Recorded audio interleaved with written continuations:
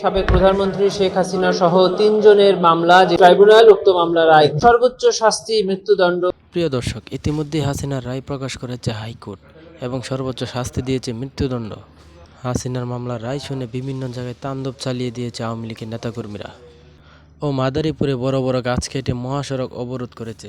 দর্শক, চলুন ভিডিওটি দেখে আসি। চ্যানেলে নতুন হলে ভিডিওটি একটি লাইক করে চ্যানেলটি সাবস্ক্রাইব করে দিন।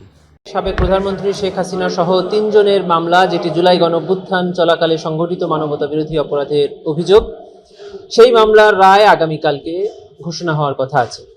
আমরা আশা করছি যে কালকেই এই ট্রাইব্যুনাল উক্ত মামলার রায় ঘোষণা করবেন। প্রসিকিউশনের পক্ষ থেকে আমরা এই মামলার রায় রিসিভ করার জন্য প্রস্তুত আছি এবং আমরা আগেও বলেছি যে এই মামলায় প্রসিকিউশনের পক্ষ থেকে যে 5টি অভিযোগ আনা হয়েছিল, প্রসিকিউশন 5টি অভিযোগই সন্দেহাতীতভাবে প্রমাণ করতে সক্ষম হয়েছে এবং প্রসিকিউশন সর্বোচ্চ শাস্তি মৃত্যুদণ্ড প্রার্থনা করেছে ট্রাইব্যুনালে। আপনারা জানেন যে জুলাই গণঅভ্যুত্থানের পরে পুনর্গঠিত ট্রাইব্যুনালের আগামীকালকে যে রায়টি হতে যাচ্ছে, এটি সর্বপ্রথম রায় এবং এই ট্রাইব্যুনালে জুলাই গণঅভ্যুত্থানের পরে যে কয়েকটি সংশোধনী এসেছে আইনে, তার মধ্যে অন্যতম হলো যে 24-এর আগের ট্রাইব্যুনালে নাম আন্তর্জাতিক অপরাধ ট্রাইব্যুনাল হলেও সেখানে আন্তর্জাতিক আইনের কোনো প্রযোজ্যতা ছিল না। জুলাই গণঅভ্যুত্থানের পরে আইন সংশোধন করে আন্তর্জাতিক আইন অর্থাৎ রোম স্ট্যাটিউটে যে আন্তর্জাতিক আইনের সংজ্ঞা এবং অ্যাপ্লিকেবিলিটি আছে সেটা এখানে প্রযোজ্য করা হয়েছে। দ্বিতীয় যে অন্যতম সংশোধনীটা করা হয়েছে সেটা হলো দণ্ডের পাশাপাশি অর্থাৎ কারাদণ্ড বা মৃত্যুদণ্ডের পাশাপাশি এখানে আরেকটি দণ্ডকে এখানে সংযোজিত করা হয়েছে, তা হলো আসামিদের সম্পদ বাজেয়াপ্ত করে ভিকটিম, আহত নিহত বা এই ঘটনায় যারা ক্ষতিগ্রস্ত তাদের বরাবর হস্তান্তর করা। কেন আমরা এটা চাচ্ছি? যেহেতু এটা আইনে আছে এবং একটি মানুষের প্রাণের বিনিময় তো আসলে কখনোই দেওয়া সম্ভব না।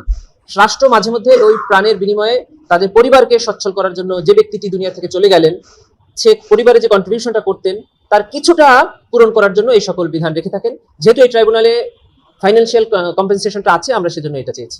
সিমিলার ম্যাটার অর্থাৎ জুলাই গণঅভ্যুত্থান চলাকালে যে কয়েকটি অভিযোগ আমরা এই ট্রাইব্যুনালে এনেছি, এই সেম অভিযোগে যদি এই 3 জন আসামির বিরুদ্ধে বাংলাদেশের অন্য কোনো আদালতে কোনো মামলা চলে থাকে, সেগুলো আর চলবে না।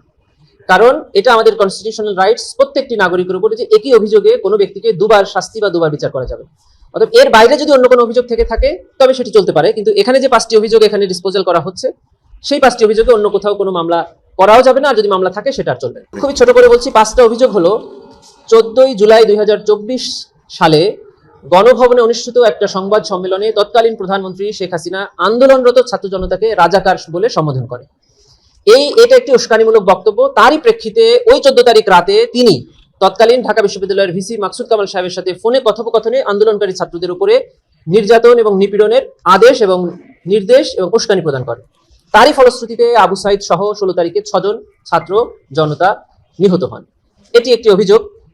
দ্বিতীয় অভিযোগটি হলো 18ই জুলাই 2024 তারিখে তৎকালীন প্রধানমন্ত্রী সাবেক ঢাকা সিটি কর্পোরেশনের মেয়র শেখ ফজলেনুর তাপসের সঙ্গে একটি ফোনে কথোপকথন করেন। সেখান থেকে দেখা যায় যে উনি আন্দোলনরত ছাত্র জনতার উপরে মারণাস্ত্র অর্থাৎ লেথাল ওয়েপন ব্যবহার করার নির্দেশ দিয়েছে। হেলিকপ্টার ব্যবহার করে গুলি এবং ড্রোন ব্যবহার করে ছাত্র জনতার অবস্থান নির্ণয়ের নির্দেশ। এভাবেই রাস্তায় বড় বড় গাছ কেটে ফেলে রেখে মাদারীপুরে জনসাধারণের দুর্ভোগ বাড়ায় কার্যক্রম নিষিদ্ধ সংগঠন আওয়ামী লীগের নেতাকর্মীরা।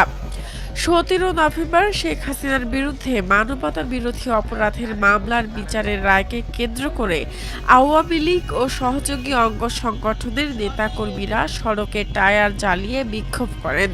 রোববার সকাল 6:30টার দিকে জেলার গোপালপুর এলাকায় এ কর্মসূচি পালন করেন তারা।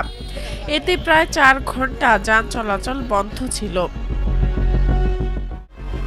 এলাকাবাসী জানান, কালকিনি ও ডাসার উপজেলার সীমান্তবর্তী গোপালপুর বাসস্ট্যান্ডের উত্তর পাশে সকাল থেকেই অবস্থান নিতে শুরু করেন কার্যক্রম নিষিদ্ধ আওয়ামী লীগের নেতাকর্মীরা।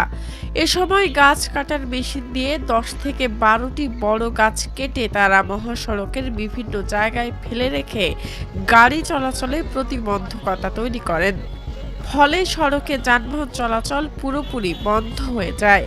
এতে চরম দুর্ভোগে পড়েন যাত্রীরা। সড়ক অবরোধ কর্মসূচি চলাকালে কালকিনি ও ডাসার উপজেলার কার্যক্রম নিষিদ্ধ আওয়ামী লীগের নেতারা ভ্যানের উপর দাঁড়িয়ে হ্যান্ড মাইকে বক্তব্য দেন। মাদারীপুরের অতিরিক্ত পুলিশ সুপার জাহাঙ্গীর আলম জানান, খবর পেয়ে তিনি দ্রুত ঘটনাস্থলে যান।